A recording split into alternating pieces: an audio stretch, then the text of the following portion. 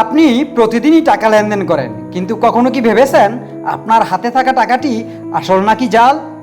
জাল টাকার চক্র এতটাই ভয়ঙ্কর যে তারা প্রতিদিন লাখ লাখ টাকার জাল নোট ছড়িয়ে দিচ্ছে বাজারে, আর এতে ক্ষতিগ্রস্ত হচ্ছে আপনি, আমি, সাধারণ মানুষ। আজকের ভিডিওতে আমরা জানব জাল টাকা তৈরি ও বাজারজাত করার ভয়ঙ্কর চিত্র এবং কিভাবে বাঁচবেন এই প্রতারণার হাত থেকে। এমন গুরুত্বপূর্ণ খবর সবার আগে পেতে আমাদের চ্যানেলটি সাবস্ক্রাইব করে পাশেই থাকুন। একটি চক্র রয়েছে যারা আধুনিক প্রিন্টার, হাই রেজুলেশন স্ক্যানার এবং বিশেষ কাগজ ব্যবহার করে তৈরি করছে একেবারে হুবহু নকল টাকা। তারা কম্পিউটারে গ্রাফিক ডিজাইন সফটওয়্যারে টাকার ডিজাইন তৈরি করে, এরপর বিশেষ কালি ও প্রিন্টিং টেকনোলজি দিয়ে তৈরি করা হয় এই জাল টাকা, যাতে থাকে নিরাপত্তা রাখার মতো নকল দাগও। অনেক সময় বিদেশ থেকে আনা হয় বিশেষ কাগজ ও কালি, শুধু জাল টাকা তৈরি করার জন্য।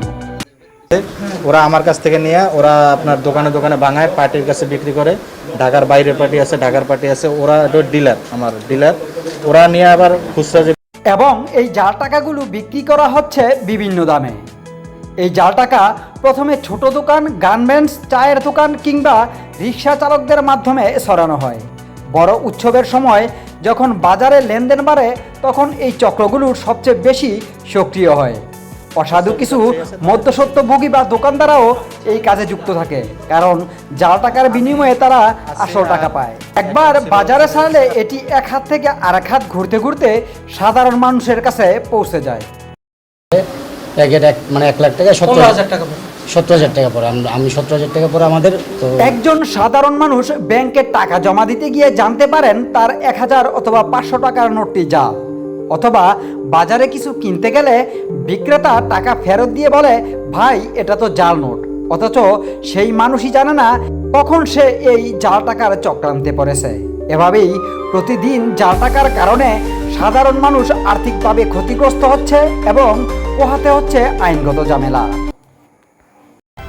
আমাদের এই আজকের অভিযানে ধরা পড়েছে মোট 5 জন। তাদের ভিতরে 3 জন হলো জাল টাকা তৈরি করে, আর 2 জন হলো বিভিন্ন জেলা বিভাগে জাল টাকা ছড়িয়ে দিতে থাকে।